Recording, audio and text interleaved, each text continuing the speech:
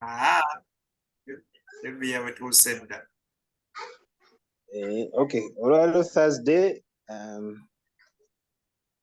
9th of November. Thursday means we do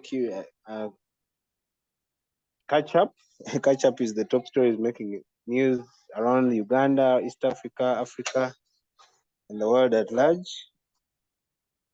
Of course, today we have quite a lineup. Hopefully, the time will allow us to do justice to it. Last Friday, NUP opened new headquarters in Makerere, Kavule. That's after a brief standoff with security that thought they shouldn't allow them to open the office. And then, of course, like I was saying earlier before I started recording, Makerere University, the Vice Chancellor, Professor Nawangwe, introduced a biometric system to track attendance of staff, basically. Many of us who work in corporate environments are used to this kind of thing. For example, me, daily I have to clock in and clock out. So it's not, basically it's just to show that I'm physically present. Lecturers in Makerere said, no, we cannot be rude like school kids.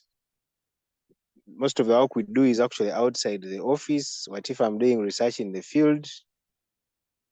Why do you want me to be there 8 to 5 physically? We can work remotely, the world has changed, and so on. Basically, the arguments for and against that system. Professor Nawangwe says, I also have to hold you guys accountable. Some of you don't teach at all. You just have an appointment letter from us here, but you don't do the work. Out of a semester, somebody can teach maybe twice, but then he sets an exam from the whole syllabus. So how do the students expect to benefit if you guys are doing that kind of thing? So anyway, we're going to talk about that. Thankfully, we have lecturers in our midst. They'll tell us their experience. And then, of course, we'll talk about there's a murder case. I'm calling it murder for lack of a better word, but there's an interesting case in Uganda. Somebody was shot in their house. Yeah, it's an interesting case because the police has refused to call it murder officially, and even the main suspect is apparently hospitalized. So it's quite interesting. And of course, yesterday there's an audio that came out making some allegations which are really serious. We'll discuss that, not in a way of passing judgment on who is guilty and who is not, but from a social point of view. In fact, our social topic is domestic violence. For that reason, we'll discuss domestic violence. Yeah. Before that, Rwanda, I think a week ago, announced that all Africans will now enter Rwanda without need for paying visa fees. As you know, visa fees are one of the biggest hindrances to immigration, not just in Africa, but even internationally. For example, I know the visa of Dubai, UAE is $200. Imagine. A ticket to go to Dubai is $400, about there, but then you pay visa fees of $200, so you can imagine. So visa fees are a hindrance to immigration for whatever reason. So Rwanda has said, if you're an African, you'll come here and you won't have to pay visa fees. That doesn't mean they will not do background checks on you and other checks, but at least visa fees have been waived. Okay. So yeah, we'll talk about, and then of course Hamas versus Israel, and then another war which is ongoing but is out of the mainstream media, which is Russia versus Ukraine. I don't know what happened to that. Isaiah will give us an update. So I want to start with Makerere and Professor Nawangwe. Nicholas, you're the resident lecturer here, you and Peter. So I want to hear from you, first of all, your experience. Does a lecturer need to be in a university from 8 to 5? Does a lecturer need to be supervised like a child, or should I say student? Did you work today? How many hours did you work? Just like we do for students in schools. Did you go to class? Where's the coursework and things like that? Of course, what has prompted this is the behavior of the lecturers themselves. Absconding from duty, some even, I know a lecturer who went and did even a master's degree. Okay, that is back in the day before the, the minimum requirements are raised. But he was official on the payroll, not teaching, but earning a salary. So really, when we say Museveni is corrupt, are we lecturers exempt from this accusation? Why do we point at other people and not ourselves? So Nicholas, You go first. Yeah, thank you, Is Chair. I Professor would like to. Nawangwe? Go on. Yeah, thank you, Chair. I would like to start from the secondary school experience. I was a teacher in Kira College Boutique, and I introduced that biometric machine. But let me tell you what was interesting. Attendance was dependent on how many hours you stayed in school.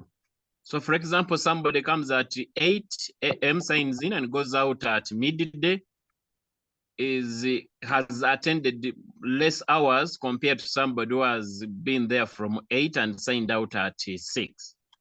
So let me tell you what we learned, and I remember doing it myself too. We would do, for us who are staying on campus, we would sign out at 5 minutes to midnight and wait for midnight, 5 minutes past midnight, and sign in. Such that even if you've signed in for only 2 days, the machine will show that you've stayed longer in school than a person who has been there for 5 days, but coming at 8 and going at 10. So human beings are not that simple to manipulate. If you want to manipulate them, they can do it better than you. Having said that, many times, many people have not understood the work of a teacher. We do more work than people understand. For example, a good teacher can never step in class without preparation. Preparation includes reading, comparing, preparing activities, designing activities, and then selecting teaching aids, then teaching material, methods, looking at objectives, what you want your learners to achieve. That takes over 8 hours of preparation. Now, in secondary school, you have about 24 periods. You have 24 periods in a week. So you prepare at night, you prepare weekends, but these people never understand that. Now, come to university. My appointment reads that I've been appointed to teach, to conduct research, and do community engagement. Those 3 are core. In fact, even on promotion, they'll ask for research, they'll ask for community engagement. In fact, if my brother Peter was here, I would tell you that teaching is given less than 5% of one's promotion at the university. So the principles, the policies themselves are bogus to begin with. You are telling a teacher that we are going to promote you for research, for conference presentation, for community engagement, and then you want that person to be in the university. Are you mad? If you've presented 2 papers a year in international conferences, a university considers you an academic, highly respected. If you publish an article, you're recognized in every forum. If you're doing something in your community, maybe you're a reverend like me, you're conducting baptism, weddings, so you are a social worker like Peter, visiting your neighbors and giving them civic education, you're highly respected. I have never seen a university recognize a teacher that you have attended your lectures 15 weeks, because we teach for 15 weeks in a semester out of 17 weeks. So their policies have caused the teachers to behave the way they behave. They have to stay away to make sure they are reading. Peter comes to the university many times and does not go to the department and stays in the library for a full day. Why? He has to meet the criteria of the university. He has not been into a lecture room, but he has been in the library reading a PhD or reading for PhD. So the policies are weak to start with. Secondly, if they must enforce it, human beings, don't joke with human beings. For us who stay near, we shall play the game. For us, we received that communication in Chambogo. They want us to sign in the book. In the morning, they said, this is how it read. Sign at 8, between 8 and 8:30, then remove it. And then bring it back at 4. You know, we are not office attendants, for God's sake. That works for administrators. We are teachers. We are busy doing so many. So the people who are coming up with these policies, I'm sorry, they are not informed. And now for Makerere, Nawangwe has already distinguished himself as a head teacher. He manages Makerere University as a head teacher. The man in which he disciplines lecturers, you may think is a head teacher disciplining teachers. You know, so he has no respect for fellow doctors and professors, and that is very unfortunate for our universities to degenerate into politics. Ever since President Museveni praised him for being a disciplinarian, so he wants to go ahead and implement every sense and nonsense from government. He does not know that he's the technocrat. He should advise government on what actually happens in the university. Having said that, I also want to acknowledge that we have some members who have infiltrated the teaching profession, who are business-minded. If Peter was here again, he will tell you there's one person I told that you, for your business people, destroying our university. I'll give you an example. The university appointed us to go and conduct school practice last year, but there was no money. So the university asked us to use our salary, because the university knows they pay us every month, to conduct that activity, and they would pay that money. Some teachers refused to go to supervise. Now government paid, or rather university paid that money 1 week to end of school practice. And now these people rushed into the field to go and conduct research, or rather the supervised learners. The question is, what kind of supervision they carry out? See, the appointment criteria of teachers and the lecturers is also bogus. The people who are employed come there because they have relatives, because they have read, but they are not called to be teachers. It is true that I was even told by one officer that somebody was working in America, but in Chambogo University, he's working in America and working in Chambogo. So in Chambogo, he comes, teaches for 2 weeks, goes to America, spends there most of the time, comes at the end of the semester to give a test. And he was in research, Mr. Lecturer, research. A conference. Conference. No, he had another job in the US. This one was not research, it was not conference, it was another job. So there are those people really who are looking for money, and once money is the big factor, you have lost the purpose of education. Peter and I, when we got our appointment, said, and I want to say it here, that we shall never join any group that demonstrates or protests because they want salary increment. We are not part of that lot. We have come to contribute to our development through education. We have not come to make money. If you want to make money, we know where your money is. So if government and university can set a criteria who becomes a lecturer, if they can try to come up with interviews that can scrutinize who a teacher is and who was looking for money, probably this can be sorted out. But as long as appointment is just fraudulent like that, we shall continue having such people who will cause us have policies which are bogus, in my opinion. I submit, Chair. Thank you. So what I'm hearing is the education system generally, okay, since we're talking universities, it is in ICU. It is on drip and other things, other machines. The problem is not just for the doctor, but even the patient themselves. That's what I've understood from Nicholas's submission. Petro, let me cross over to you. Since you're also from the civil service, the similar problem persists. You guys are known for coming in the morning, you put your jacket on the chair and you walk out to your private business. Then you return at 3 to take tea and go home. How have you guys solved this problem, if at all you have? They spend 7 hours at Park Hardware. But they draw a salary Actually, for full-time employees. one thing I can say about Makerere is what problem are they trying to solve?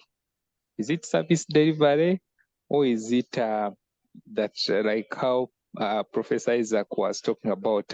Because you may not be in class, but then you're teaching online. So There's no online teaching. There are physical classes. Okay. No, there's online teaching by the after COVID. Some lecturers started doing online, but now the problem they're trying to solve is that that so many lecturers are not covering their courses. Hello? Yes. They're not covering the full material.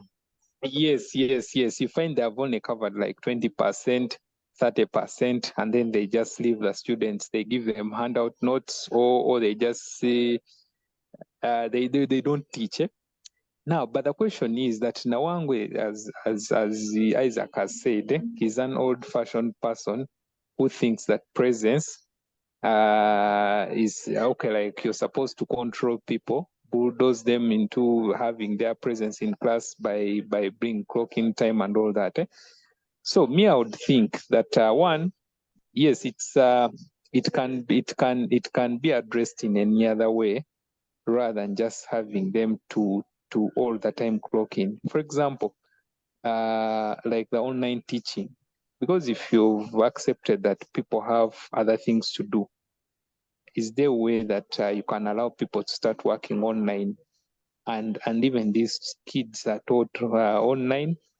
If a lecturer has another job, is part-timing, he can teach wherever that person is. And probably even at night, because if you spend the whole day doing research, you can agree with your students that I'm going to teach you on Zoom at night, and you teach them.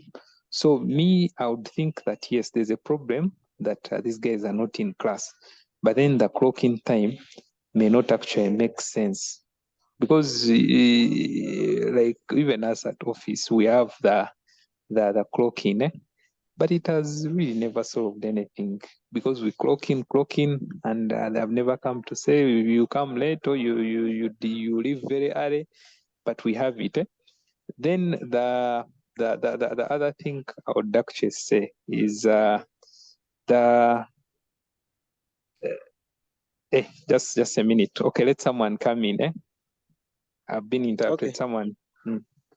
Okay, thanks, Ped. Okay, so you guys are basically saying this is a waste of time. As they call it in the corporate world, warm bums on the chair is old school. Let us allow flexible working. But my question still is, how do you have flexible working in a university with lecture rooms and online teaching? I don't know whether Makerere does it honestly. I need to be educated about that, but I don't know if they still do it, especially after COVID. I know during COVID they did. After COVID, I'm not so sure. But let me cross over to Isaiah. Isaiah, if you're Nawangwe, now let me flip it the other side. These lecturers, Pedson and Nicholas, We saying won. It ended 3-1 over Sechiganda and Rutaro are the ones who scored. Kale uliza chile chibuka. Tujogeddwa wano. Muting kikyagenda mu maaso. Tujogeddwa abasajja wano. Kivudde mu Zoom ogenda kunyumya omupiira. Anti kyekigundi kitulekera kyesivira. Can you imagine Agambia? It's urgent. Kati nozo oli abalekshara abeera mu class n'afuna essimu n'ayingira city. Oyo muganda wange alina office nnya ze mmanyi nga zonna zimwetaagisa. Ate nene, by the way. Ate nene. So I can really sympathize with him.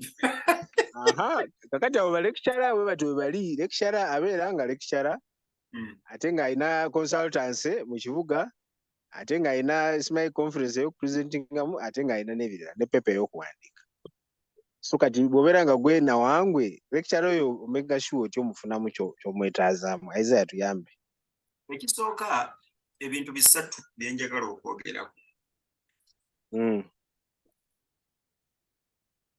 Ekisooka ye the concept of principle. Of what? Principle. Kakati oba Nawange yaleese clocking oba tewabaddewo clocking. What is the principle? Kuba Professor Mukwano. No, genda maaso. Professor Mukwano wabadde ayogera. Atukoze bulungi. Watukoze obubi wali wamu wokka. Nti misrepresentinze balekichala banne n'abageraageranya ne Professor Mukwano wamu ne Professor Serubidde. Aba babiri mbamanyi. Bayina value system ey'enjawulo kuva ku y'abalala. Professor Mukwano atayinza tugamba nti buli lecturer performinga nga Professor Serubidde ne Mukwano. Era bw'abadde awunzika akyogedde kunaga naye ekizibu kye tulina waliwo abatunulira obusomesa ng'omulimu nga tebagutunulira nga kuyitibwa. Kakati abo abagutunulira ng'okuyitibwa biyali bwe bagamba muno clocking is useless abo batuufu. Naye abagutunulira ng'omulimu bwe bagamba muno clocking is useless then tulina okuinvestigating.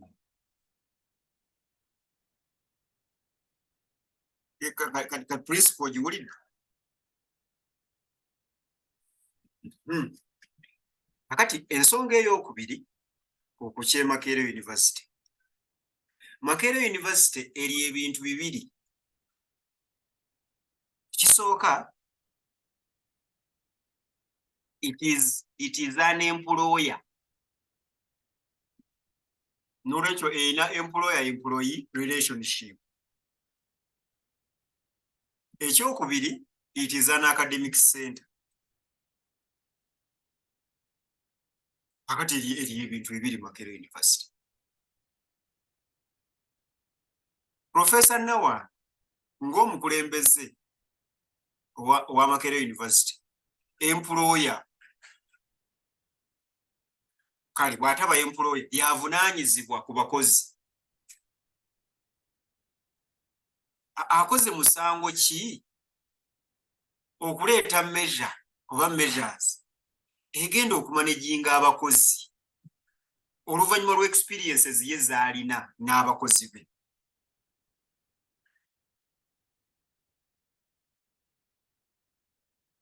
Kubanga buli business ekirina. Tutuuka wano ssaawa bwe ziti tulina okubeera mu lecture room ssaawa bwe ziti. Nga vice chancellor ayinza okuba ng'alina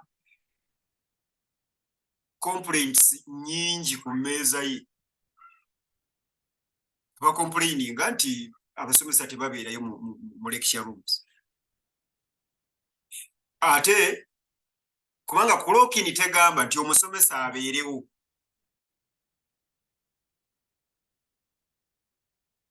Clocking egamba nti omusomesa akakase nti azze. Lwatazze atubuulire lwaki teyazze. Tukwege tutegeere lwaki teyazze. Bw'aba yabadde mu field nga Professor Mukwano bw'akinyonyodde, ekyo nakyo tukitegeere wabeewo communication. Kati ekyo kirina buzibu kiriyale. Gwe bw'oba toli mubbi. Lwaki odduka nga bagoba ababbi?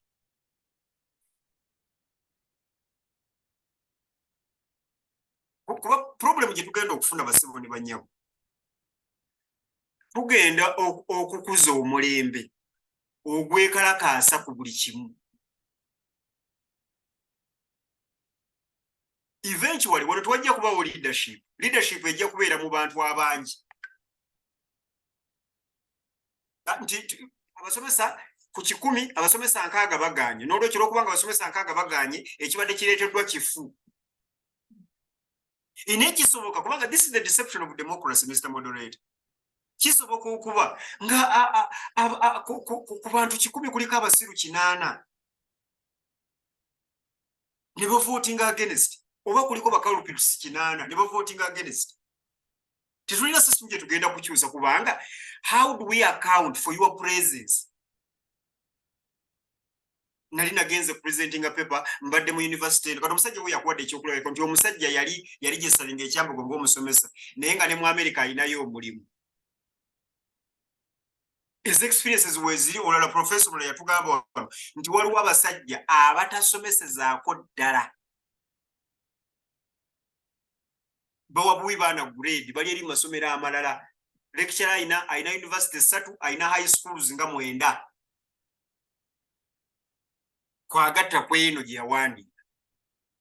So in principle Nawange temusobola mu dismissing nti he is running a university as a high school. Nedda buli kintu kibeera n'enkola kubanga yavunaanyizibwa kuba employee banne kati yaba holding ati accountable. Ziri excuse zonna z'oleese abatuufu ababadde mu gundi mu preparinga abadde mu presenting papers abadde mu ki abadde mu field work abo batuufu weebali n'abayaaye abagenda okukozesa ebyabatuufu nabo weebali baabayaaye tugenda bakuŋŋaanya tutya. So ensonga yange eyokubiri. Ensonga yange eyokusatu nnyangu nnyo. Ladies and gentlemen, we are talking about a university. Clock in module egwa mu human resource management. Awo si weegwawo.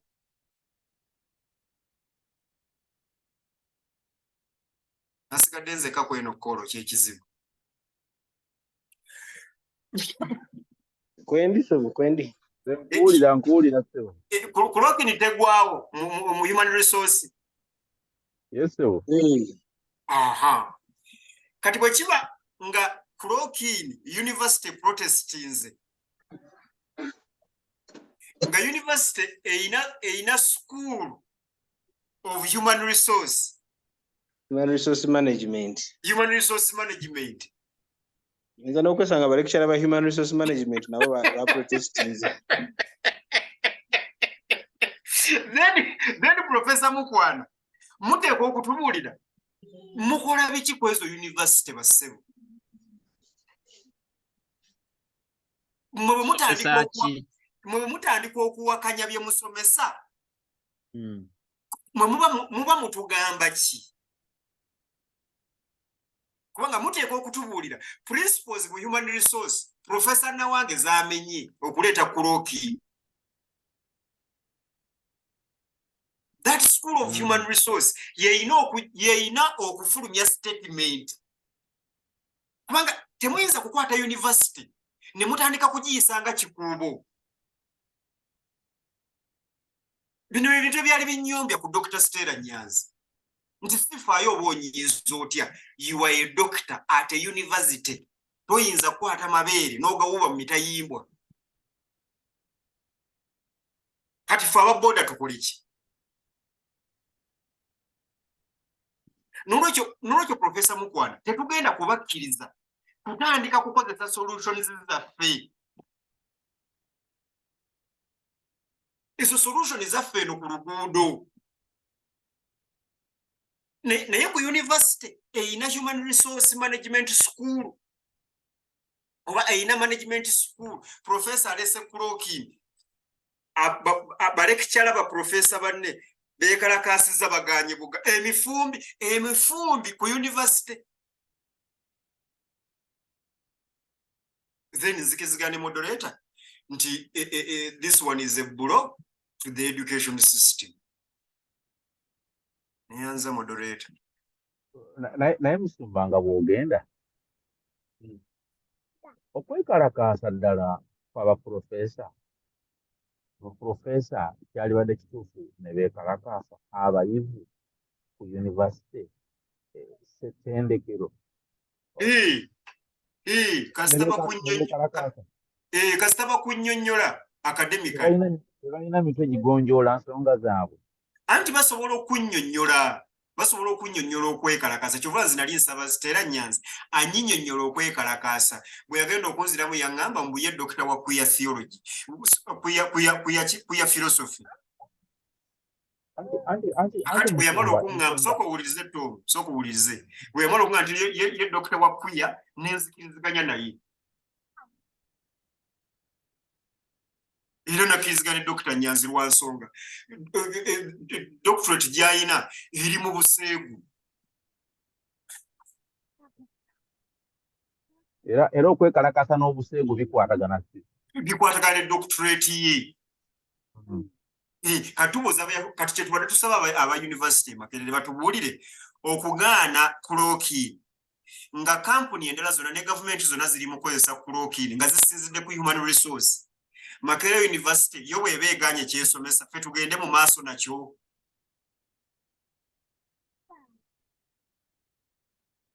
Ekyo kyetubuuza Tom n'olwekyo baprofesa basobola okwekalakasa kasaba kunnyonnyola academically batuwandiikireyo paper nti clock-in mugigaana nga mukozesa zino mu human resource principles zino. Ekyo kibayita academic environment. naye nga ffe abakozesa tugenda ne tubeebuuzaako ne batugamba teekawo clock-in teekawo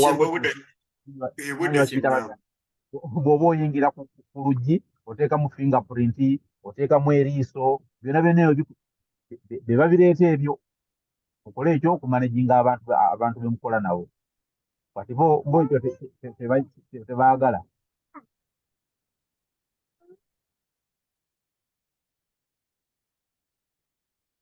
Kakati batugamba ki? Kubanga productivity okay mukwana komawo. Neyanza kye I think Musumba kyayogerako kituufu nnyo era nze ne Peter wamu twadelivaringa paper ku ba guild students nga tuba inductinga nga tubagamba nti bannaye okwekalakasa mu university kiraga obuyivu obwa wansi ennyo because okwekalakasa really is barbaric. Okwekalakasa kulaga nti communication is broken. Naye omuntu ku university alemererwa okucommunicatinga. Naye Peter ajja kukubuulira nti recently abaana beekalakaasa nga bamaze okuwandiika amabaluwa over 10 nga administration tebaddamu. 10 on the same issue and there was no response. So for abasomesa surely we have fallen short of the standard. Bye tusomesa si bye tupracticinga. Era we wali ndowooza ekizibu ekinene. I think we need the retooling. We need the retooling or reward something. Naye nga tuli bubi ffe bennyini mu mpisa nfu. We don't demonstrate what we teach. It is horrible. Kubanga tunulira wano. How can you be training a teacher? Agenda osomesa mu secondary school. Naye ngo out of 15 weeks omusomesezaako weeks 4. Oba omugambye eki? Because in non-verbal communication, what we don't say makes more meaning than what we say. Omwana oba omugambye nti munaye ndikutendeka bw'ogenda mu secondary school, this is how they survive. Somesaayo nnaku 2 mu wiiki dduka. Omusomesa n'osettinga ekibuuzo n'okiliikinga n'okiwa abaana. Oba omugambye eki. So those foreign standards zetaaga interrogation. Kubanga bye tusomesa oba bye twandibadde tusomesa they don't reflect what we do or the non-verbal. That was my supplement, Chair. No wonder tulina ekintu kye bayita sex for max. In fact, I think Peter yali asabye tukyogereko omulundi gumu. Ekintu kye bayita sex for max era obeera ne university nga balekitera bakola ebintu nga bugambye alikinga olupapula lw'ebibuuzo lwaseetinze tasomesa abaana. Ate omwana wajja namugamba njagala kinaana ompe nkuwa ebyenkuwa aganirawa. Talina moral authority. Talina waganira. Anyway, abakajja kambawe chance mwogere ku nsonga. Tubadde ku Makerere, Professor Nawangwe Vice Chancellor yalese system ya clock in and clock out. Abagimanyi otekako akagalo wali ku machine nekaba kati Bobo ayingidde kati Bobo agenze waka. Bobo ejoli mukola mutya by the way kwa kimanyi na wali university setting. Soko tubulire mu clock in out.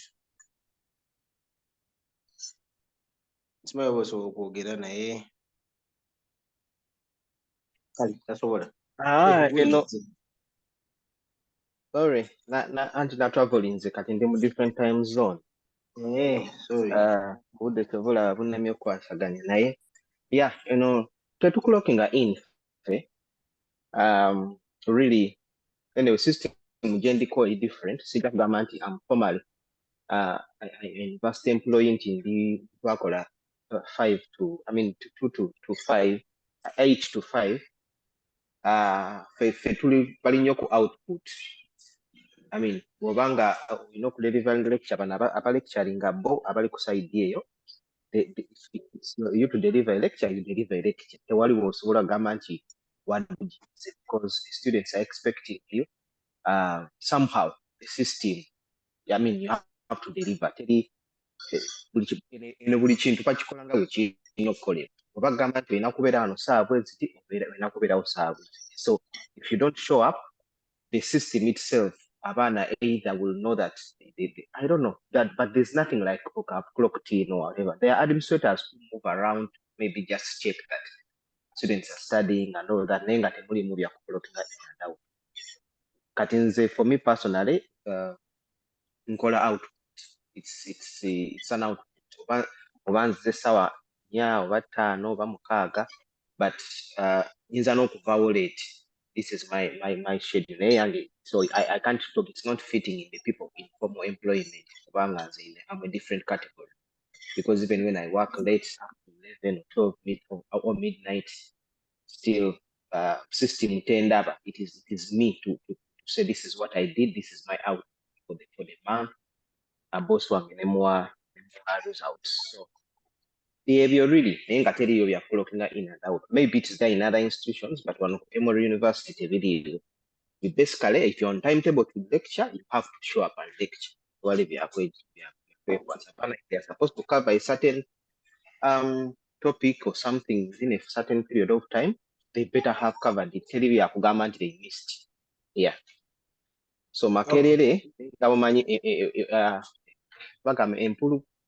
the issue of disease of government officials or lecturers dodging things, it's basically a Ugandan thing.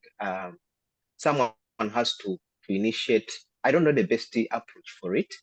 Nayenga abantu bakowu buli muntu adduka kola. It's again, as I said, bantu bagala making ends meet.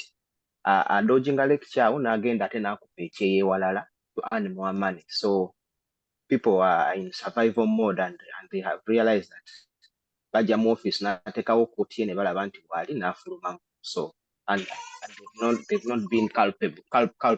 As in wale tebaba punishing. This starts from ministers, omanye ennyonyi enkulu ne Nawangwe yennyini ojja kwesanga nga ateekawo kooti awo n'afuluma n'agendako mu.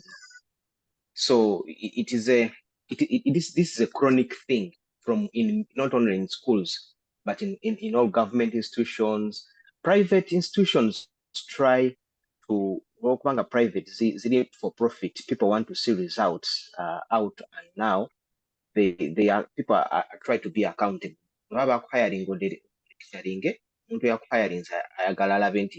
deliver that lecture in a private university, but in government institutions, this is all over different ministries. Labor doctors nabo bajje mulago nalekawo kooti oba n'afuluma n'agenda mu clinic ke wabbali nga government tegenda mukwatako. So this has to be, the government has to come up with the best way of seeing that people deliver what they are hired for. Basically obulwadde bunene okusinga university nekye tubale tugamba nti university yalitereddewo bakiri engeri gye tulowooza nti university ekola ku bya bwongo okusinga yalibadde ereetawo argument endala naddala okuva mu lecturers bennyini aiza bwagambye abasomesa human resource nabo basayinize ku kiwandiiko tetugenda clockinga in kubanga staff associations 3 zezasayininze ebiwandiiko 3 na kuliko omuwasa esinga okwekalakaasa wano mu Uganda n'abalala 2 tetugenda clockinga in. Nawangwe teyatwebuuzaako. Kibi nnyo moderator ange Nawangwe bw'aleeta system ya clocking in aba ategeeza ki? Yaba ategeeza bye bino. Balekitara balina tebali committed ku mulimu gwabwe. Balekera bwe beekalakaasa baba bagamba nti Nawangwe abawemula. Therefore, tebagenda kukkiriza kuwemulwa just like that. Kuba neebuuza ekibuuzo. Do I need, nze Opio, wali ku the Opio's engineering works, do I need a clock in for myself? Sirowooza nti njeetaaga. Gwe nannyini kintu so kakati. Ekitegeeza nina commitment ku kyo. Si bwannannyini, just I'm committed to it. So omuntu yenna eyeetaaga clocking system talina commitment ogwo omulimu. Era omuntu yenna agaana clocking system talina commitment ogwo omulimu. Kubanga bw'oba otuukira mu budde, bw'oba obeerawo ku mulimu gwo, lwaki ogaana obujulizi? Lwaki ogaana obujulizi bubeerewo nti wazze ssaawa bwezi, wagenze ssaawa bwezi? So I think ba lecturer balina obuzibu. N'obuzibu bwabwe tebuli walala wonna, buli mu magezi gaabwe. Tebali committed ku mulimu. Kye baagala ku university baagalayo nsimbi, ssente. Tewali kirala kye baagalayo. Tebaluubirira ku transforminga bulamu bw'abayizi, bw'abantu kuyita mu bayizi be batendeka mu ttendekero eryo.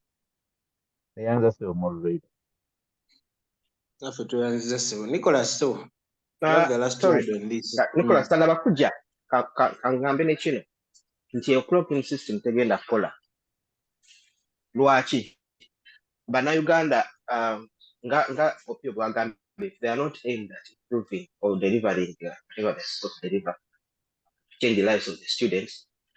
They will always find a way of abusing the system. What is clocking in? Nzize nenyega akantu ti wendi okitegeera ne mala n'enfuluma system endaba nti wendi naye nga siriiwo n'oluggulo n'enkomawo n'enkanyega nti kati ngenzenclockinze out naye nga actually siriiwo kubanga singa clocking in ebadde agitadde tugambe mu kiraasi nti bw'aba ayingira mu lecture bw'ati nga clocking eri awo kugamba simanyi kyagamba clocking in. Otherwise, if it's morning and evening, that one can easily still be abused by lecturers.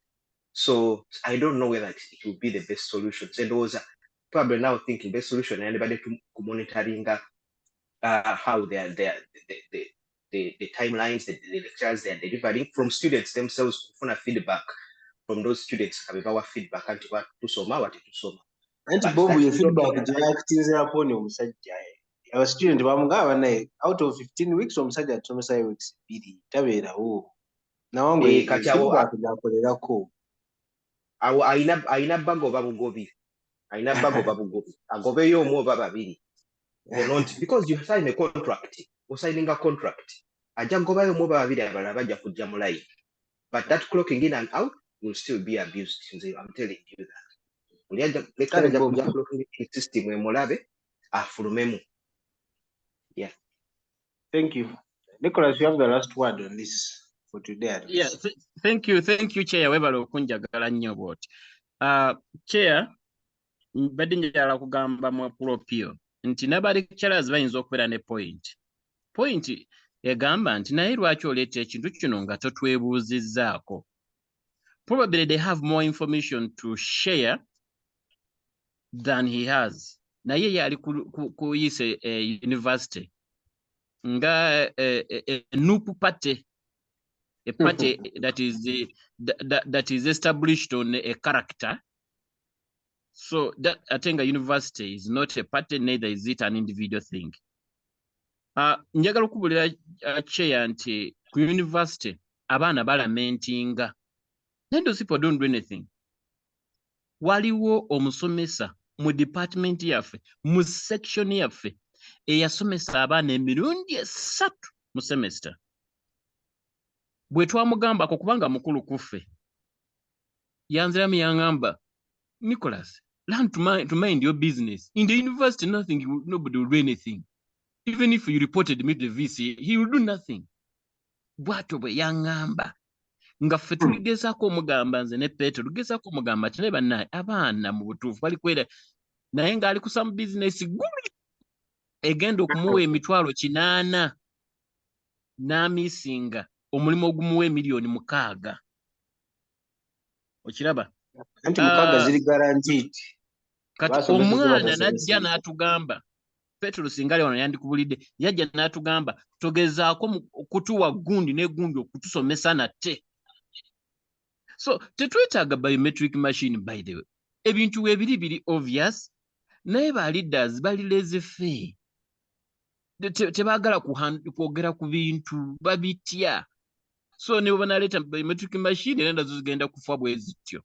Kankubulira ebintu bya introducing mu secondary school. Have you ever heard nti essomero lino out of the biometric machine bategedde nti bano abasomesa tebakola babagobye? Era biriwo for formality. So abasomesa b'e Makerere bali right ogamba nti twebuuze ko tetuli baana bato. Abamu ku bo bamusinga obukulu n'obuyigirize. So beebuuzeeko. And then mufojinge way forward mukirizaganye nti kale kino kye tuba tugenderako si kuva buveeri nga yatandika kapateeko kolina okulyamu, so you must guard it jealously. Thank you. Balekera muli bakambwe naye kale. Naye moderator. Naye Tom tumaliriza. Tumaliriza ensonga eno bannaye. Saawa emweweze tugende ku ndala. Tunagikomerawo kasita tutulozidinga n'ensonga zino. Njagala tugende obudde kututte speed olwaleero. Sobola topics tunazimalayo zonna naye njagala tugende ku egenda kuba social topic naye ng'era emu ku headlines ezaakoze amawulire wiiki eno. Omwami omu baamukuba essasi mu kisenge ky'awaka. Amawulire agaafuluma oba eŋŋambo nga bwe zikola wano baagamba nti yeekuba essasi. Yamala okuba mukazi we bubi nnyo, ne yeekyusaako emmundu ne yeekuba essasi. Muwala waabwe yali mu nnyumba n'awulira abawogana n'ajja n'asanga kitaawe ng'agudde eri nga ne maama we agudde eri. Eyo version emu. Version endala egamba omukyala yakuba bbaawe essasi. Nga bwe nagambye mu introduction tetugenda kupassinga guilty or innocent verdict. Mu keesi eno egenda tuyambako buyambi ku discussinga ensonga za violence awaka. Mu Luzungu zayita domestic violence. Abamu baziyita gender based violence. Amaka war zone, amaka Israel Palestine, amaka Russia Ukraine. Abantu babagundira mu maka ate kati okugunda okwo bakwongezayo ne definition. Bagamba nti does not have to be physical necessarily. Oli asobola okukola violence psychologically. Nagamba ebigambo ebitakuyisa bulungi. Gamba emotionally nobeera affected over a period of time and so on and so forth. Njagala tutandikira awo. Nga bwe ngambye kesi y'ono omwami just kutuyamba kutandika mboozi eno naye tetugenda gamba oba ono yakoze kino and so on kuba nti tulina bye tumanyi nnyo. So butyo bwe tugenda okutambula. Munnakyalo njagala kutandika naawe ssebo. Gy'oli?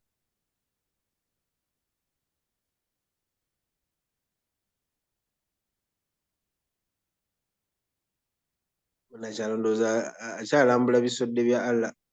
Kale. Ebbi, can you talk?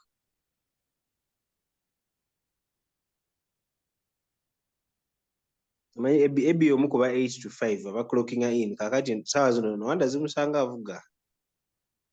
Bwe Nawangwe bakolako ba Ebbi. Era ali kuvuga agambye nedda. Bwatyo.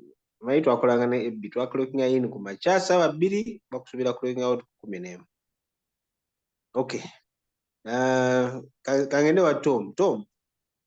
Ensonga za domestic violence zino edda twalowoozanga nti abakazi bakubibwa bokka, abasajja bakuba abakazi, naye ennaku zino abakazi bakubira ddala abasajja. Not just ebikonde n'ebbulo n'emiggo naye n'ebigambo ebisongovu. Ndowooza nabyo biqualifying okubeera violence. Ensonga eyo ogyogerako ekisebo. Ekisookera ddala nga bwe kiri kati nti abakazi batulugunya abasajja. nedda bwe kyali. Era partly solution y'ekyo twali musajja kufuna mukazi mulala ono bw'ayomba kifo ky'okutulugunyizibwa wano n'agenda eri kati agenda okudda eno ng'ono akkakkanye ng'oli yatandise edda kyalinga kya buswavu nnyo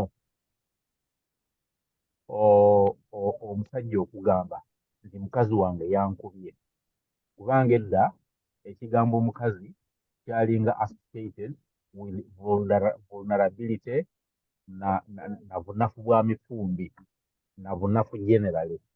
So omusajja ateekeddwa okuba nga w'amaanyi okugamba nti omukazi omunafu yakubye omusajja yaba agamba nti munafu okusinga omunafu. Naye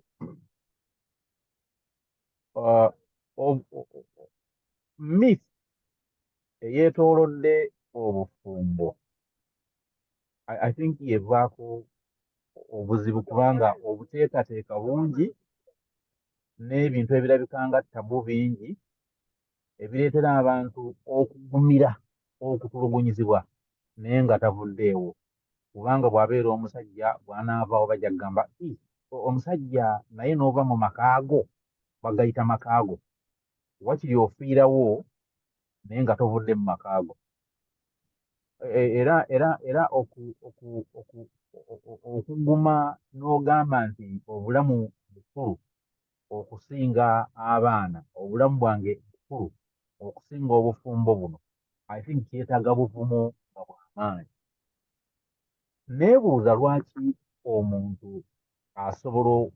asobola olaba tuva kwogera ku bano ab'amatendekero, ayinza n'okugamba nti omulimu nguvuddeko kubanga mukama wange anvuma oba mukama wange ampisa bubi.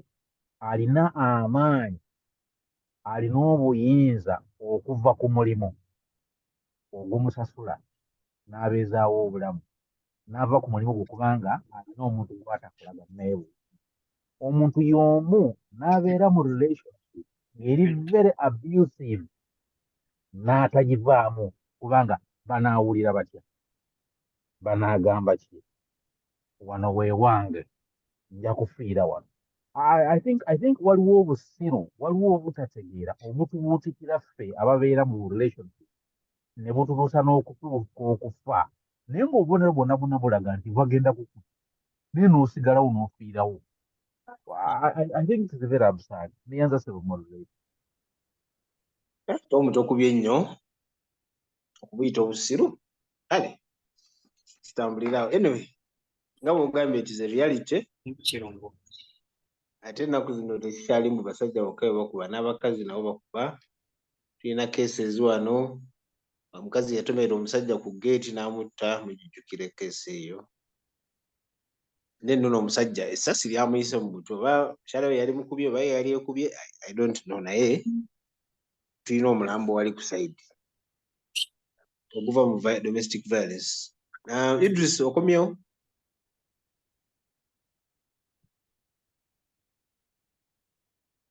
Nanki osobola okwogera? Twogera ku domestic violence. Omuntu n'abeera mu bufumbo ne bamukuba amannyo ne bagayiwa ne bagajjamu, eriiso ne balikuba erimu nga terikyalaba, alabisa limu naye ng'agumidde awo. I guess the biggest question is, when do you hold on and when do you let go? I think that is always the biggest question. Abasinga gye batasobola kuddamu. Ddi lw'ogamba kintu kino kiganye kandi neeyongereyo, oba let me try harder. Peterson, can you talk? Have you finished your football issues? Hey, sorry. No, it's okay. We are talking domestic violence. Do you need to talk about the homicide or we just domestic violence? If you have information for us, I guess you can give it to us. Now, me, I watch a channel on, it's called the Investigative Discovery. I used to watch it a lot, and in the US, there's so many of those cases where the husband kills the wife or the wife kills the husband, and the same style, the way it happened in Mbuya. Now, this is so bad that the couple had actually been married for over 30 years, and probably something happened, and then the wife allegedly, because from what the daughter is saying, that the wife had the quarrel with the husband, and then the husband shot the wife shot, I think the wife shot the husband, and then somehow she's faking to be unconscious, and I'm told even today, I was just checking the papers, that have refused her to go abroad for treatment. But usually they say that people kill for 3 motives. 1 is money, 2 is sex, and 3 is power. So usually they always kill for those, like the sex, money, and power. So what I think is what caused the problems here could be money, because they're saying the man had written a will, and then they say that a few weeks ago, he had written a will, then he died. And when you hear what these relatives were saying, they are so mad with their sister-in-law.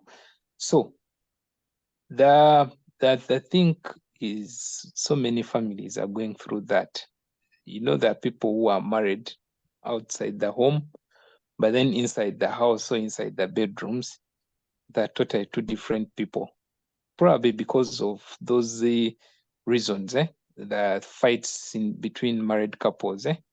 So when do you move out of a marriage and when do you stay? We have always discussed here, instead of waiting for a marriage and then you die, you'd rather move. But what is the challenge we have right now? For example, we still have that mindset that you cannot divorce or you cannot separate. I think maybe it's something that is going to come, but we still struggle with that challenge of you cannot divorce, and one for religious reasons, another thing for cultural reasons. Some people have jobs because they are married. Some people are in certain positions because of their spouses. So it's very hard for you to divorce, because you might even lose that small income that you have. And then the other thing is people fear to divorce and separate because they know they're going to divide their assets they have acquired. Because just imagine, over 30 years, this man was a very rich person. So someone decides, no, me, I'm not going to divorce. Let me just stay with this woman, even if the things are not working out, but I don't want to divorce my wife. You saw that case of Drake and the wife. Yes. He was on that. I remember when he was on TV bragging, nze nina kid asatu. But these arcade asatu, you've constructed them with your wife. But he was refused because the wife wants 6 out of the 30. You remain with your 24. But the guy even doesn't want to give the 6. So that's the problem about divorce. So someone chooses not to divorce because of that aspect of the financial bit. I don't want to lose my wealth.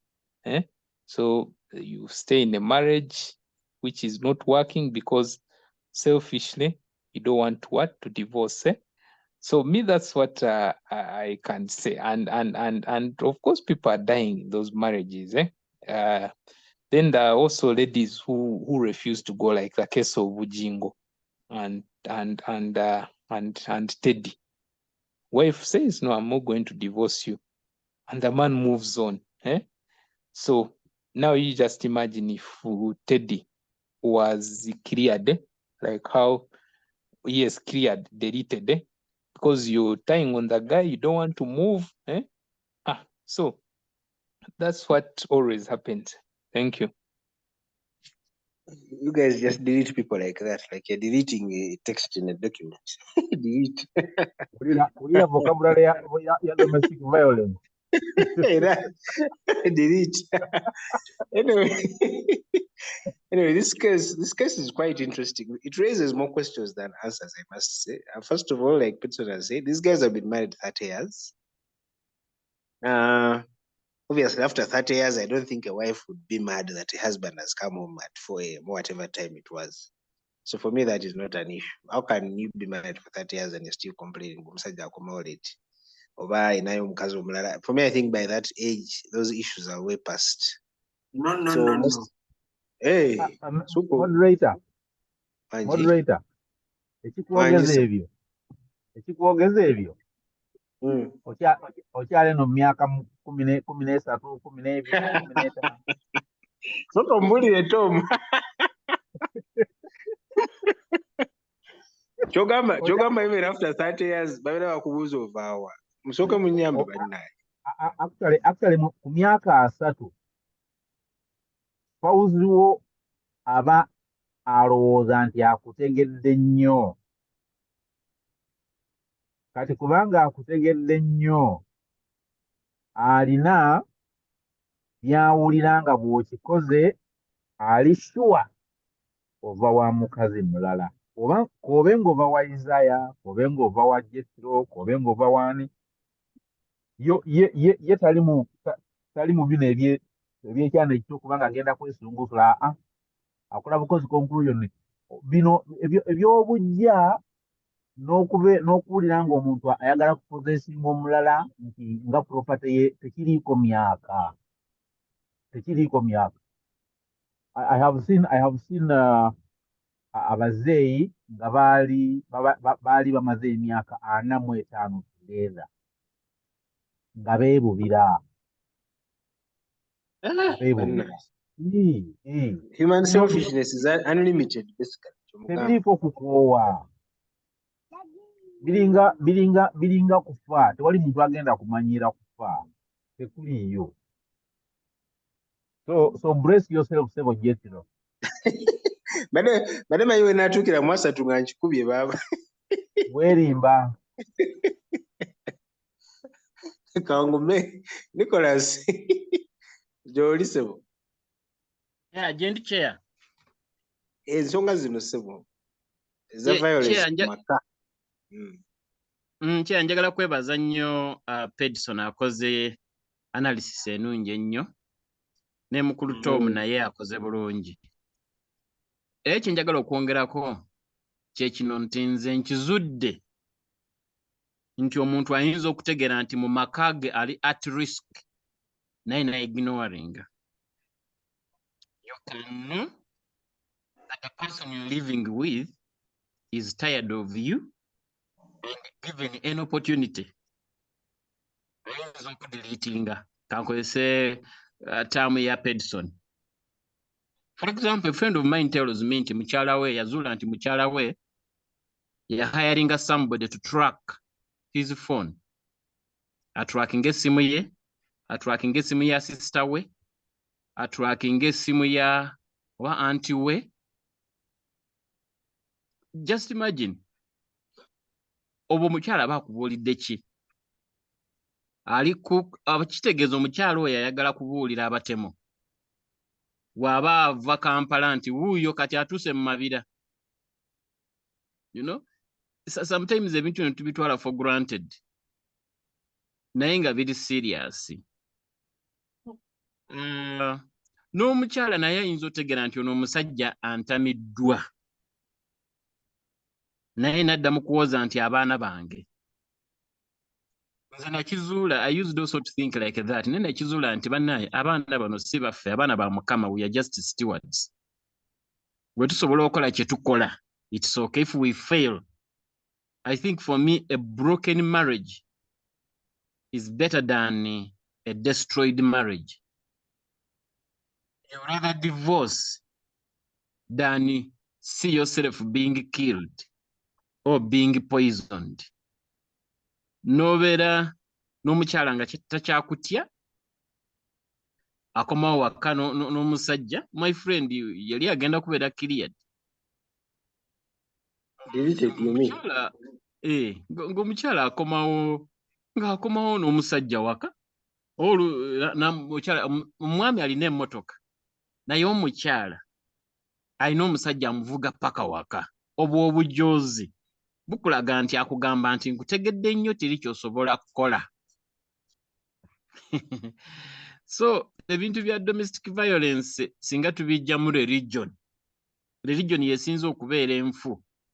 Mukwano gwange yanyumiza ng'anyumiza abantu nti omukyala we olumu yamusanga n'omusajja mu sitting room, olumu mukyala mu Christmas zonna tabeera waka. Omukyala musumba n'amugamba naye munaye bufumbo bwe butyo guma kubanga wona divorce nga Mukama agenda kunyiiga. Really? Interpretation eyo yereeta obuzibu. N'ekirala ekinasembayo kyeyakwekyo bamaama b'abaana baffe. One of the signs now I want to tell you nti omukyala akutamiddwa is when watandika okutraininga abaana nti gwe owulira taata wo waafa gwe musika. Once you hear a woman tell a child nti when your father dies you are the heir, ng'awo otegeera batandise okupulaningira your death. Omukyala n'agamba abaana olaba gwe gw'ogenda okusikira emmotoka eyo, gw'ogenda osikira kasita olaba that talk oba kasita oyingira mu maka ng'abaana bakuddukako ng'otandika okutegeera nti there is danger. Jeremiah says the heart is deceitful above all things and desperately wicked. Nze njagala nnyo Isaiah engeri bw'ayogera ekintu kino agamba w'otegeera nti ebintu bibuze kwata saati yo n'academic documents zo tambula. You rather go with one shot and find your life somewhere than remain for property and somebody can kill you for a house which you can work for 10 years and build another. Somebody can kill you for a car which you can work for some years and get another. Background zaffe zino eri abaana abawala nga bakuzibwa nti you must have property. About property, nze waliwo omuntu eyangamba ekintu nakyewuunya saagala kwogera ku mawanga naye omuwala yali yangamba nti munnaye musomesa towasa mu ggwanga eryo kubanga eggwanga eryo lyo tulimanyi nti kasita mukola ssente ne mukyala we alina okutta akwate ebyobugagga abitwala ewaabwe. Of course they could be stereotypes but sometimes these things are really happening. Bw'asooka kubuuza bannyina munaakuuma abaana mukodomiwa mwagende. Tom nawe eggwanga eryo limanyi. Wangi ssebo? Eggwanga eryo limanyi ssebo? Emyaka gino nyinza obutalimanya. Liyinza obutabeera mu Uganda chair. So domestic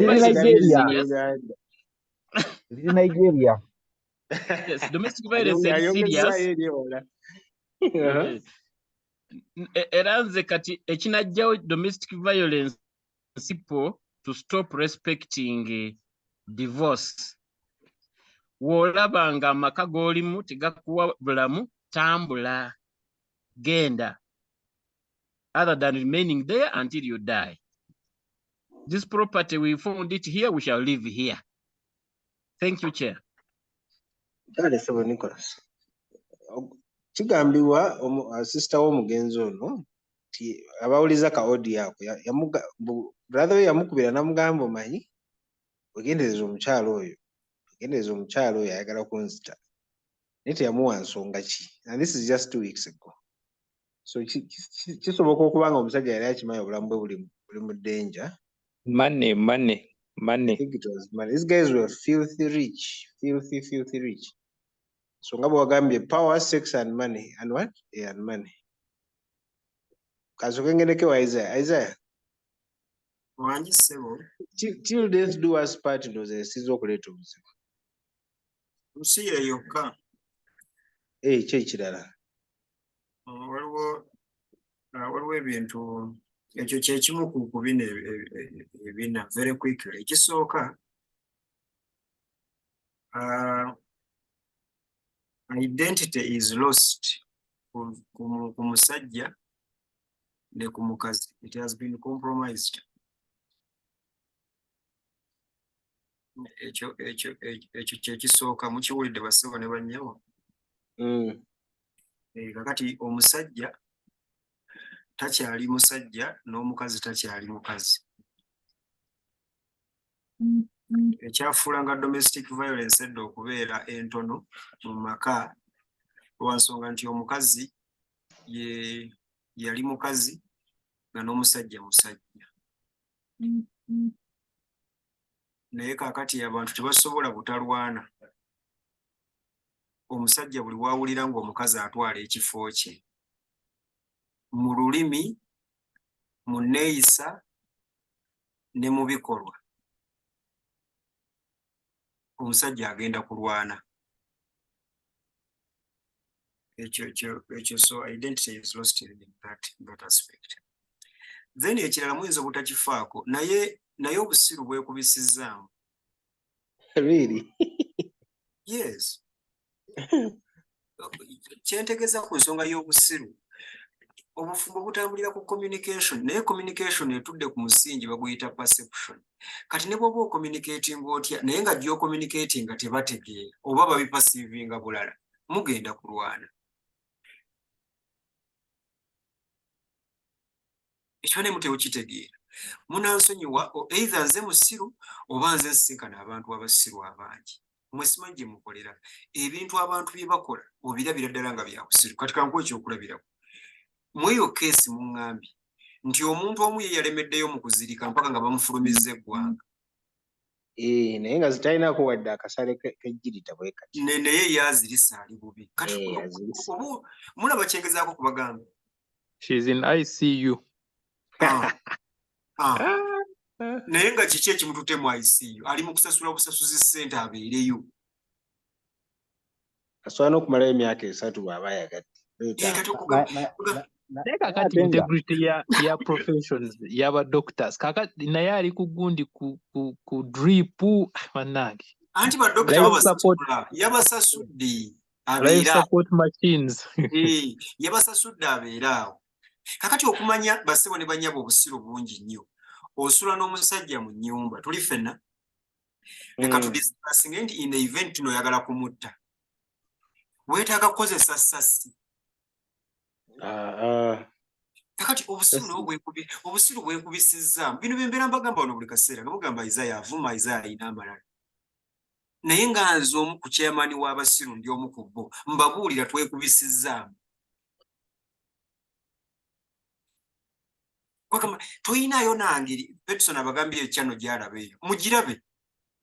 Peterson olaba engeri abakazi gye batta babbaaba bakoyo kyano. Olaba kyekitwalira poliisi to even come to find out. Wano obusiru bwekubisizzaamu. Anti kakati Isaiah olaba that thing needs someone to be like a serial killer. Nga you plan your move even if you don't kill your husband today, but you kill your husband in 2 years. Exactly. That plan. Planning okutta in a period of 2 to 10 years. Anti kati ono yamusse bubi. Okitegeera oni kwegamba basibo ne bannyabo ntera okugamba abantu nga nsomesa Bayibuli nga bagamba nti ne bw'obeera ng'ogenda kwonoona yonoona bulungi.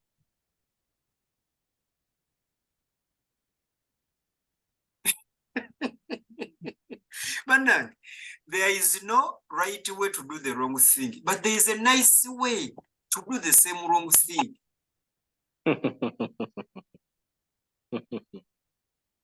Kakati ekyo ekisooka kati ego eri mu basajja ne greed eri mu bakazi n'abasajja yereetedde compromising identity. Kati ennaku zino abasajja nze mbabuulira mulabe ku corporate gatherings kwe mubeera.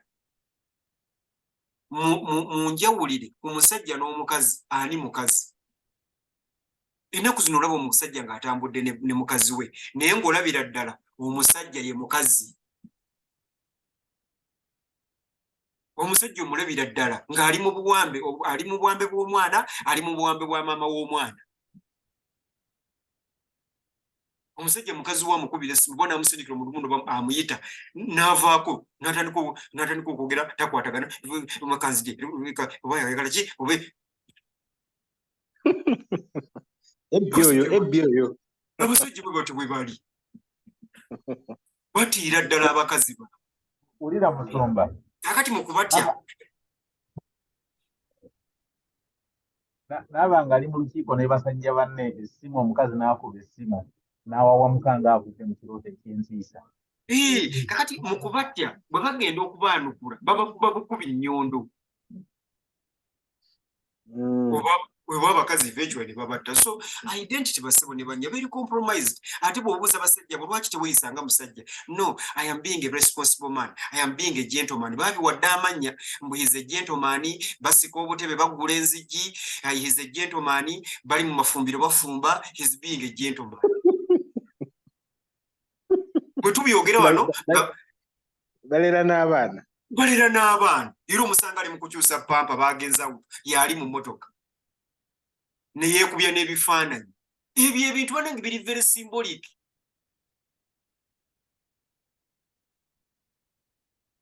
Eno ensi abantu abaagwa tetuyinza kukolagana nga buli muntu tali mu kifo kye naye twaswikinga ebifo. Kati abasajja be bamu bwe batu either babatta oba bo bennyini batta abakazi. Kuba omukazi tasobola kukkiriza nti omusajja gw'abadde amanyi mbuno ya dominatinga ate kakati yalina amaka amalala ebbali n'abaana lwaki takuba nnyondo?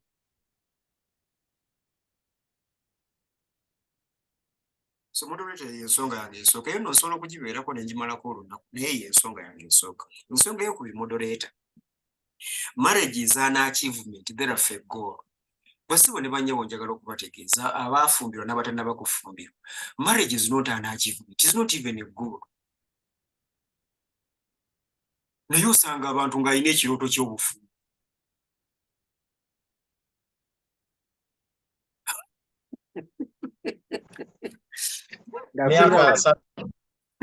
Ne mu kkanisa basaba n'okusiba ne basiba basaba obuki? obufumbo.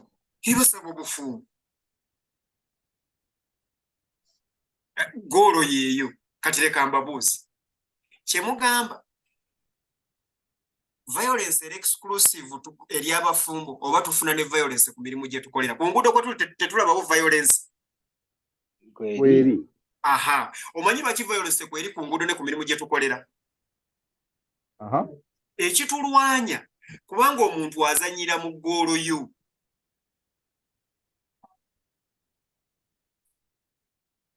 Kakati tuyinza kuzanyira mu achievement ya munno ajja kutta Wakiri ofa naye nga tobudde mu achievement naye nga tufiiriddwa ggoolo yo.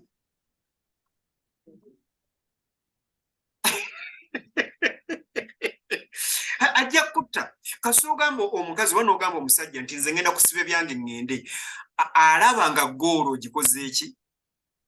ogiyiwa. Kati bufa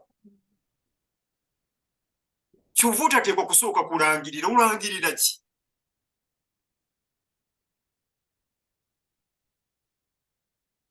Kubanga oli ggoolo. It is an achievement. Omuntu oyinza kumujja mu kirooto kye. It is a goal. Buli muntu alwanirira ebirooto bye. Kati waliwo abantu ate mubasaasire abantu mubasaasire waliwo abantu nga mu bulamu ekintu ky'achivinze bufumbo. Nga ye certificate gy'alina mu bulamu. Mujjisiro museka naye nga yeeyo. Era bwe batula mu meeting ze nga bagamba omanyi kakati nga nze omukyalo omufumbo. Emyaka 3. Emyaka 3. Kati okimuggyako asigalewo. Ulira. Never celebrating an anniversary is 2 years anniversary. Our first year. Kinene. Jubilee. Mumubisekeramu naye kinene. Kati gwoyagala okukizannyiramu.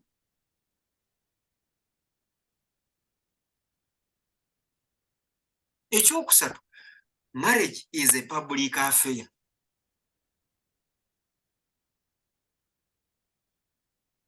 Omuntu omubuulira ebintu nga bitatambula n'omugamba nti nno bigaanye n'akubuuza ekibuuzo kati omusumba mugambe ki, imaamu mugambe ki, taata ne maama mbagambe ki, nze abantu mbagambe ki? Olulimi mwali muluwuddeko olwo? Baneiba abadde ayita oyo mukyala gundi amaka gali bali. It is a public affair. Kakati mu gavumenti ya Uganda okuba nga tuli ku saazi olwaleero, mu gavumenti ya Uganda bagamba nti ekibiina ky'ebyobufuzi tekibeera kya muntu. Ekyo mwali mukiwuliddeko? Kibeera ky'abantu. N'olwekyo katula mu bibiina by'obufuzi ng'abantu balwaniramu. Nnyo. Kubanga it is a public affair. Besi yatandika ekibiina ki kati ali kundi bayitayo batya Katonga, ali Katonga. Ali mu ekizairo. Ali ku street akyasobola kulinnya Takkirizibwa kulika. Kakati ebyo byenjogera mulowooza bya bibiina. Mumanyi abafumbo bameka batakyasobola kulinnya waabwe ku nnyumba ze baazimba?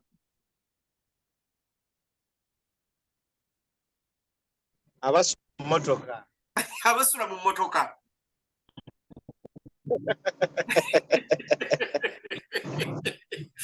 Kakati omuntu wataka kusula mu mmotoka myezi emeka onoonye omutayimbwa okuba omuntu oyagaana okuyingira mu nnyumba? Ng'engoye zonna ziri waddo. Mumanyi abafumbo bameka? Kubanga ne bwagezaako bw'ati okubyogerako, abazadde b'omuwala n'abazadde be bamugamba tekisoboka, gira obeera mu mmotoka, tukyerowooza, omwana wamulumya nnyo.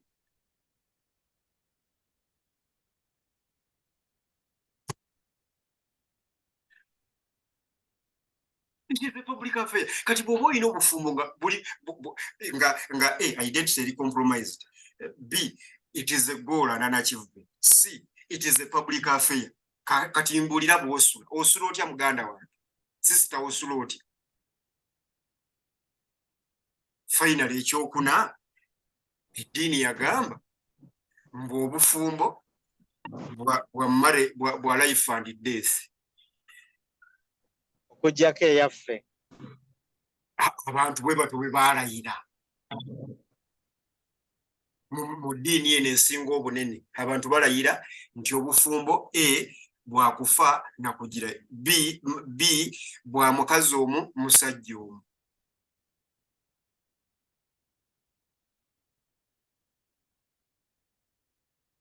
Kati omuntu atulamu n'agamba nti ebintu bigaanye, okuwona ekizibu kino life egaanye, ekiddako ki?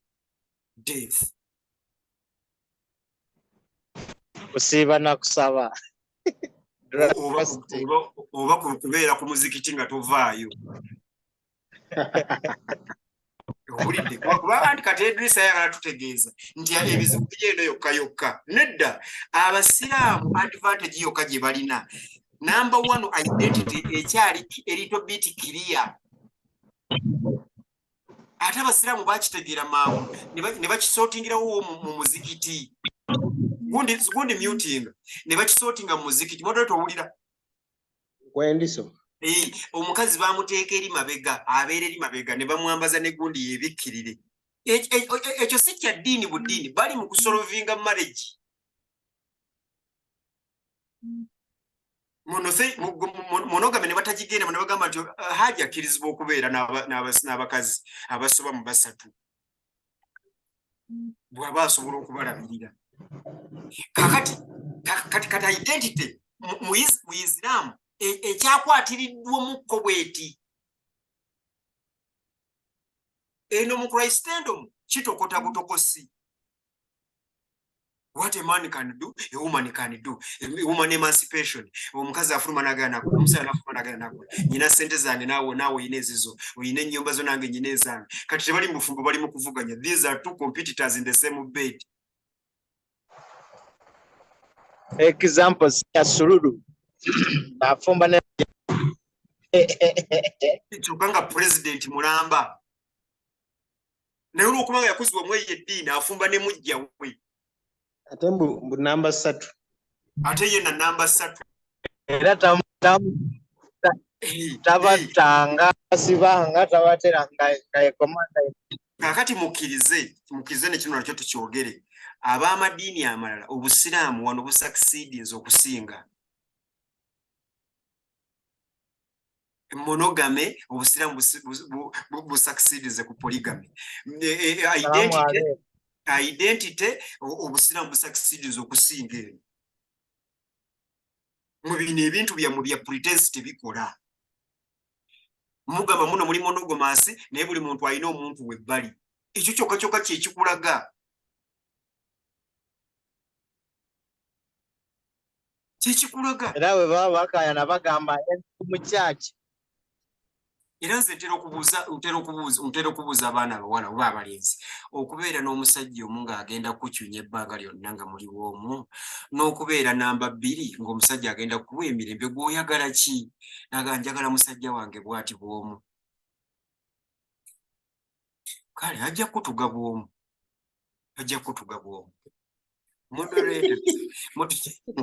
moderators ensaba nze kino kyensaba nga mpunzika mu statement yaki. We must find a way of building a family with or without a marriage.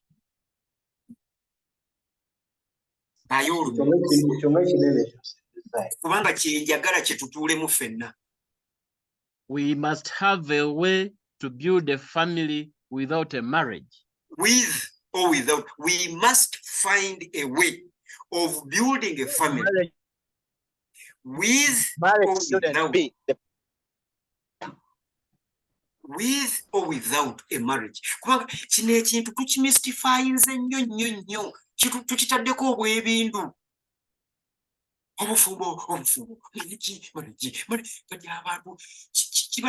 It is a principality. It has turned into a principality.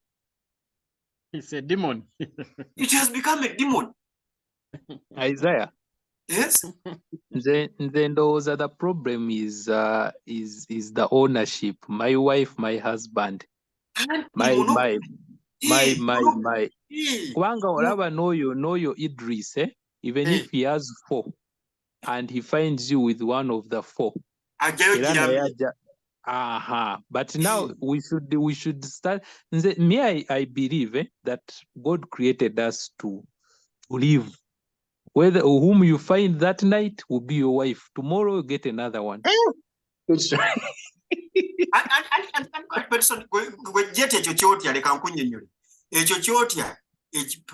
kyakugambye kirina obuzibu ng'okaboka nti nomuli endwadde muli mu nsi erimu endwadde so commuting akasiraamu ako katutawaanya katusobedde muli ngamboko commuting ze katusobedde musoke mufuge banaye ngenda bawa chance mwogere mufaya ekyo person kyakugamba kiri radical naye omanyi lwaki kiri radical lwansonga tuli mu nsi erimu endwadde erimu abantu abali selfish.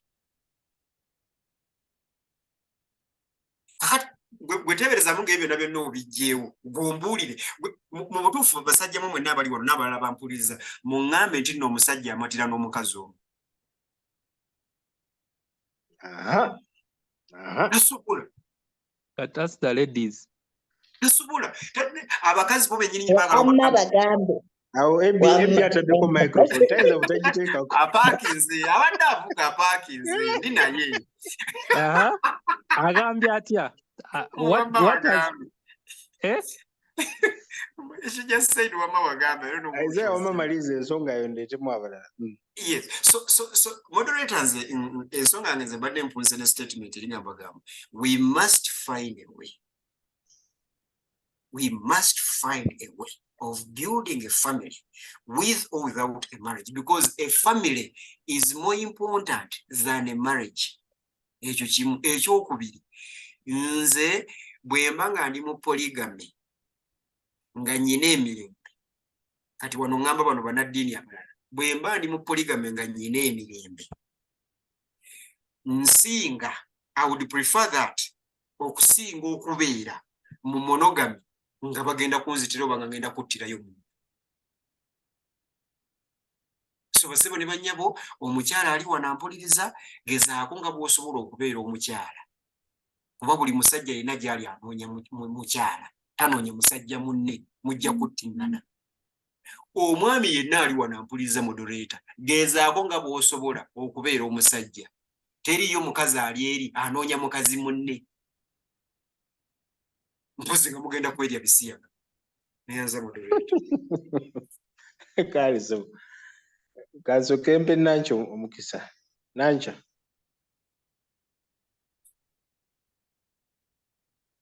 Nancha. Okay, Nancha taswa kwogera. Idris. Wedo tsumbua. Haze kali. Anji? Tetukuulira Nancha, tetukuulira. Netwakayombi tetukuulira. Sigala tulabe. Can you hear me now? Yogera. Okay. Nabadde nina ensonga zange nga endiri katinya. Okay. Now ensonga zange ntonotono. Emu eyasooka gye nabadde nsoose wandika ya identity crisis. Ebimu ku bintu ebireeta violence, domestic violence, right? Considering this topic. Naye kigenda gikwasa ango ya Pastor Isaiah. Nze ndirabamu ango as an individual okusinziira ku observation zendabye mu bantu, like omuntu okutuuka okwezuula ye nga ye nakiki kyayagala. Kugamba crisis eyo ey'okutuuka okwezuula, waliwo omuntu watuuka ekiseera nga yeekyaye kyokka alina famire naye nga teyeekyaye nti no famire emutabuteeko, naye nga ye ng'omuntu teyeetegeera nga yeenonya nga teyeetegeera. Atuuke kiteke kimutuuka okumuleetera okubeera nga afuna obukyayi ebifadde ng'alaba nga kyekizibu be bamuleetedde okubeera ng'ali mu mbeera gy'alimu. Kugamba n'atandika okulaba nga everything around them kimufuukidde ekizibu. Kati olw'okuba nga ye nga yawulira ng'ekizibu atandika okufuuka omuntu ekizibu eri abalala.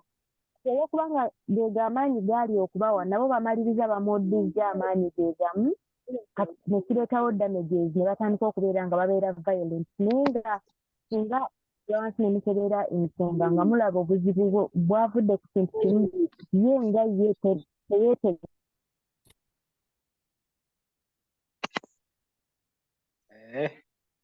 Nancha naye ali network ya Nancha naye eri mu crisis nga ye.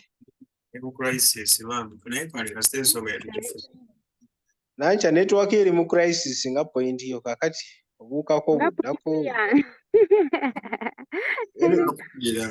Genda ku nsonga eddako Nancha obudde butuli bubi. Ensonga ey'okubiri ya poor communication skills. Tetumanyi ngeri yakwogeramu nabannaffe nangeri yakurelayingamu points zaffe.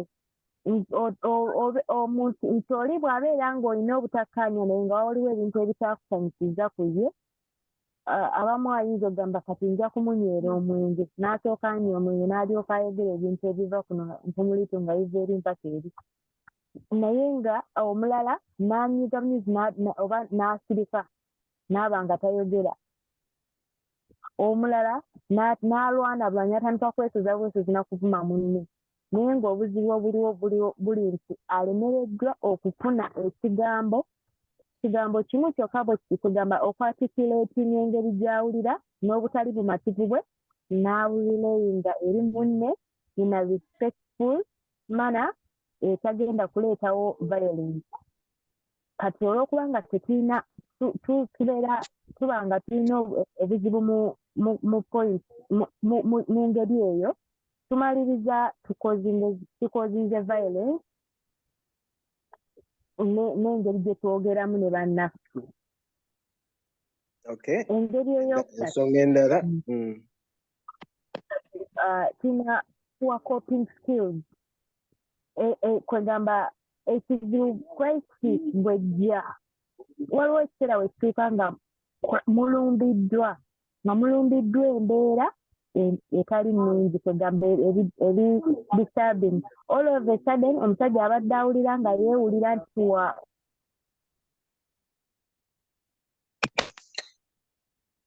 Network y'ennankya nayo yeetaga coping mechanism.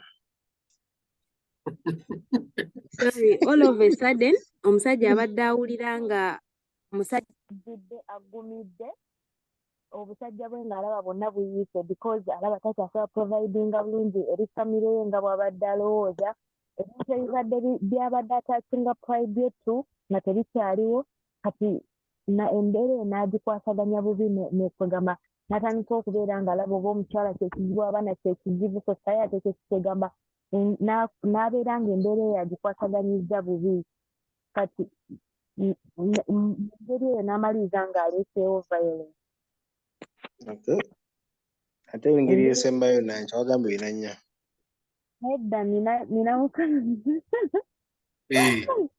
Naye tukoze obulungi still wadde network ekusumbwa tukoze bulungi.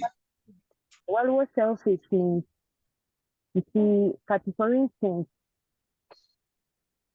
nga omuntu okubeera nga ye nakyemalira nga tasokozama nga ye tavaako mu bigere bye n'agamba kantulekoko mu bigere bya munnange ntulekoko mu bigere bya bannange nga ye buli kimu kyetoolera kyekusiza ku ye yekka olwokuba nga ye awulira nga kwegamba ayagala okwagala ono n'oli kwegamba nga it is right ye both of them, it could be the woman, it could be the man. Nga ye alaba right ye tolina kyomugamba nga tasobola kuvaako mu bigere bye mu bigere bya banne kati noono olw'okuba ng'alaba ali selfish kati kambawayo incident waliwo omuntu omu yaŋŋamba naye bannange omusajja ono okubeera nga ye talisiimako najja n'osanga nga nnongooseza ewaka nkoze buli kimu kiteeseteese n'ojja gwe n'ombuulira buuzi byo n'otasobola yadde okugambako nti munnange nno nga ndaba wasiiseeko webala emirimu gy'otaddemu kati omuntu ono atuuka n'abeera nga afuna resentment gy'oli resentment gyekoma okukula atandika okubeera nga bwe yeekyawa atuuka n'afuuka violent kati naawe mwenyininyini ali selfish olw'okuba ng'oli selfish tosobola kuyimirirako n'oddako emabega n'ogamba naye omuntu ono nga tabadde nga bw'ati lwaki kiriba eki oba olaba akuyisamu buyisa maaso tosobola kubeerako awo n'oga naye kisoboka okubeera nga nze nvaako entabo yonna omuntu okubeera ng'ali bwati kati ne mumaliriza nga muyomba mulwana ne muba nga mubeera mu violence. Okay, Nancha, thank you very much. Obudde butuli bubi, but I think you've made your points. Thank you very much. I want us to close. Ebi, can you talk? Ebi osobola okwogera. Mutinga omuwalabu. Walabu kale. Okay, Ebi tasobola kwogera ndowooza. Pedson, what are your closing remarks on this topic? Me, my closing remarks is the way marriage came up of restricting one man to one woman or the ownership of human beings, that this is my wife, this is my man. Until we get out of that, then we'll continue having the issues of domestic violence. And then lastly is we need to start embracing humanity, because really there's nothing why you should kill because of money or because of power. A human being is a human being. We need to respect people's lives, period. Okay, thank you, Ped. Tom, your closing remarks on the topic, Sabo, if any. Tom tasobola kwogera. Nicholas, Any parting shots?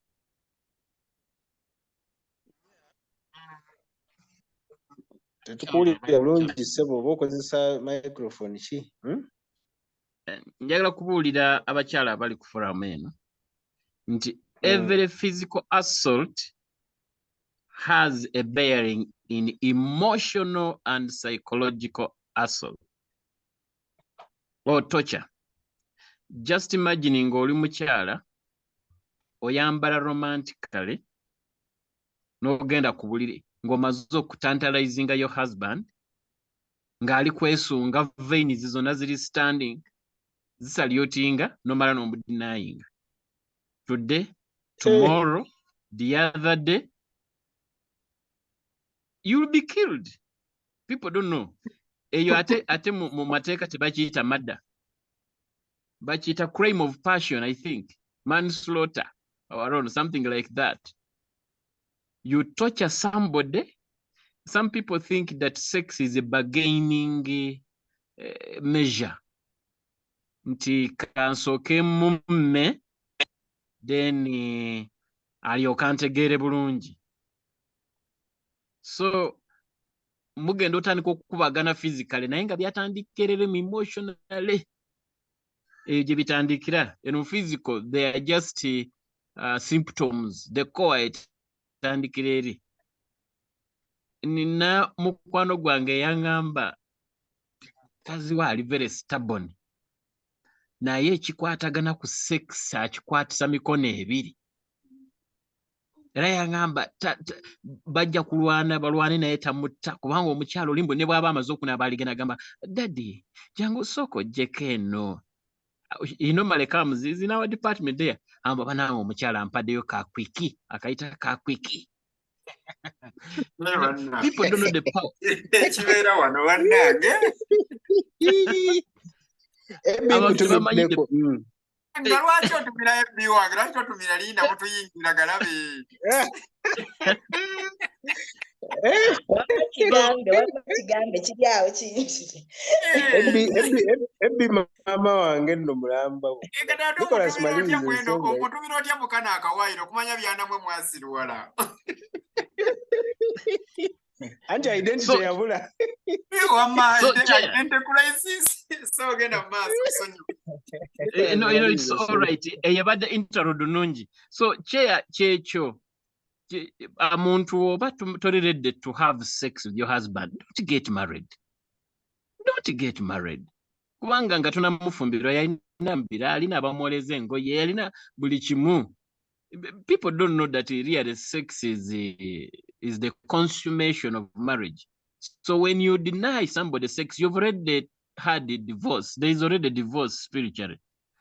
I don't know why it doesn't move into the physical. So Chair, that is my closing remark. Waliwo olugero lw'Abaganda olugamba mbu nno ekitanda we kirekerawo okunyeenya. Obufumbo obuba bunyeenya. Olugero tewali alumanyi gweka gw'olumanyi. Idris Kale Chair munayi, thank you. Keetera wengero. Lweka lw'abasiraamu wamma akaza yakeetera wengero wonna. Eyo hadisi. Temuli Baganda. Temuli Baganda. Eyo hadisi. Eyo hadisi. Mujja kujja mpola mpola.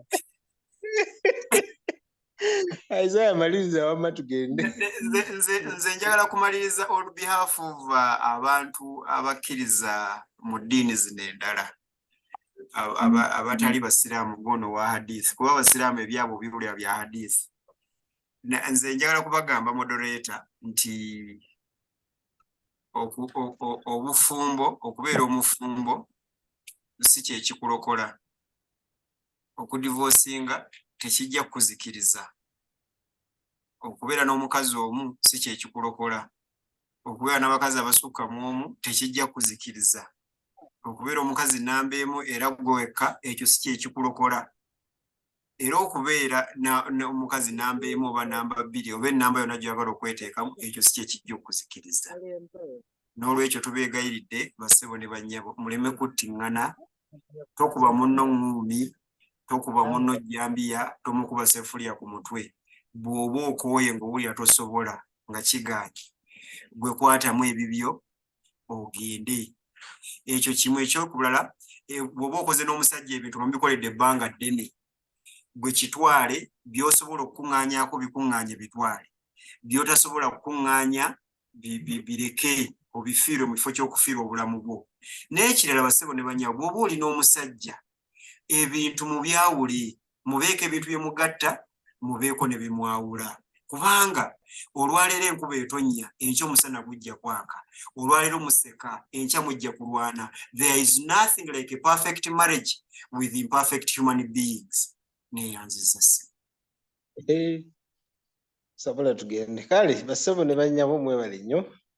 Today has been good, I think. Mukama bankuumire, tujja kuddamu ku Monday nga tukola Q&A. Abalina ebibuuzo mbimpeereze mu inbox.